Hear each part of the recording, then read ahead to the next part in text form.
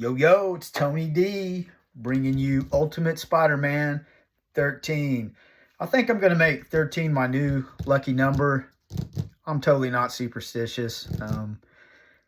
You make your own luck, you know what I mean? So we'll go with 13. I like it.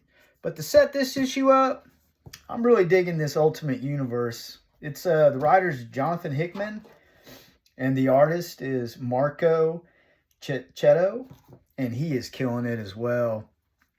It's kind of hit and miss. Some of the issues they're really issues where they're setting things up, and it's, I mean, I really don't like them, but sometimes it's necessary. I get it.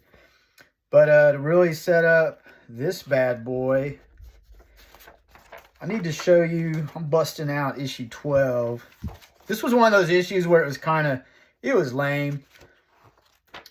But the very end of it, it was enough to make it worth it.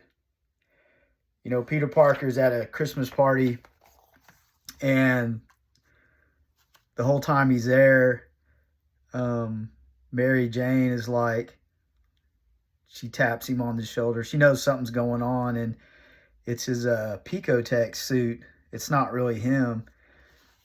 And, you know, he says, Merry Christmas. It's so ominous. Just that whole thing there. Merry Christmas. I thought this was the ultimate chameleon. Like maybe he infiltrated, kidnapped him. The chameleon's done that before to Spider-Man. But lo and behold, I was wrong. You know, this is going to be, of course, the Ultimate Venom, which is cool. I love these Ultimate Universes. They really, they provide, you know, more diversity where you can see things. I like seeing things that are different, that turned out different. This one's really good. And then you see Spider-Man's actually been kidnapped by Craven. Look at that face tattoo. But that sets you up for issue 13. One other thing that's important to note is Spider-Man's 20 years behind. He accepted the power from Tony Stark. Tragedy didn't get him to become the hero that he is. This is 20 years later. So really the Picotech suit is really there to make up for that. Of course, Ultimate Venom all the way. It'll be interesting to see how that goes. Right now I'm digging it. So since it's 20 years, he has to have something to make up for that 20 years, and it's obviously this suit. Tony Stark knew that. He hooked his boy up. And also, Peter Parker has a family now. He has 2 kids, a wife. That's different too. Now he's got a lot to lose, a lot. So the suit actually can be a protector of the family. So you see here, the suit is hanging out with his son, and they're interacting, and it's actually a flip from the last issue where it was very ominous looking. Now it's acting like a child caregiver, you know. This is really, really a weird interaction he's having with the suit. It's somewhat funny, but it's worth that it's developing this relationship, I think, because it's becoming part of the family.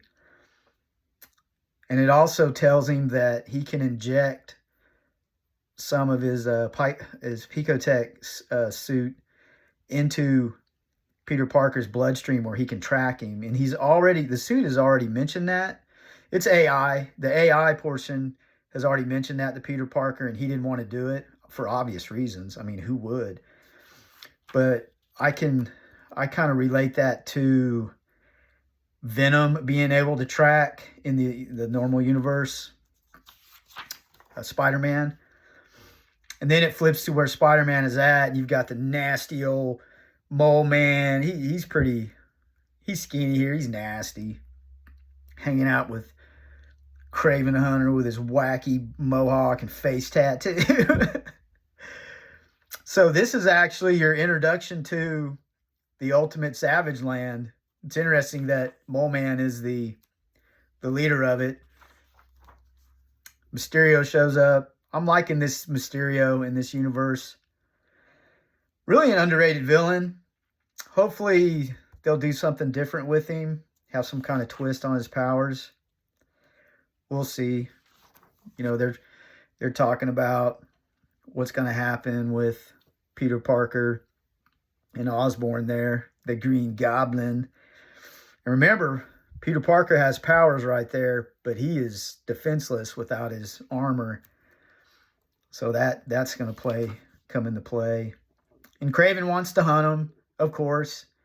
No biggie there. He's wanting to give him a good meal before he does it. And they pretty much tell him, you know, F off, dude. So they get down to business.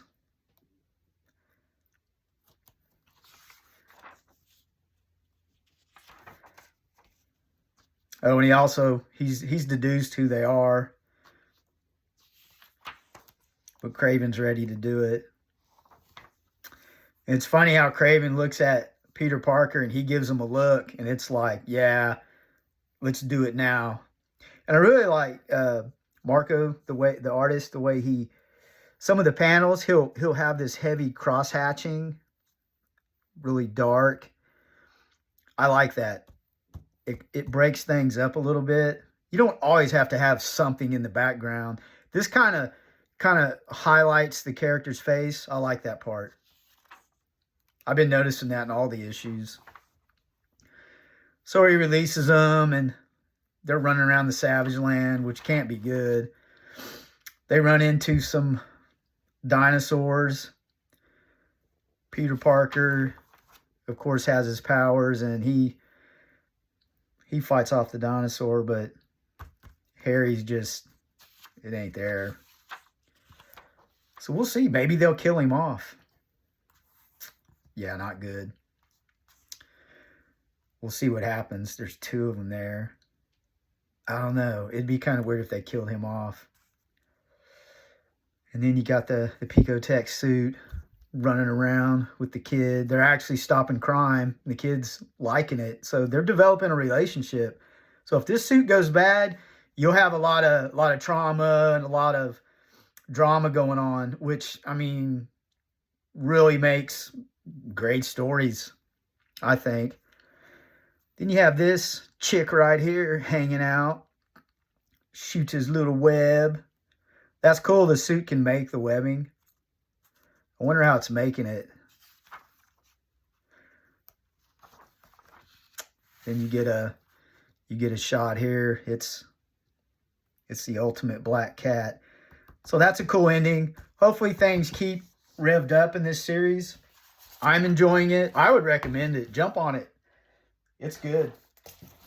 If you like Spider-Man action, it provides it. Like I said, there's a few issues where it was kind of slow, but I think they were meant to develop relationships.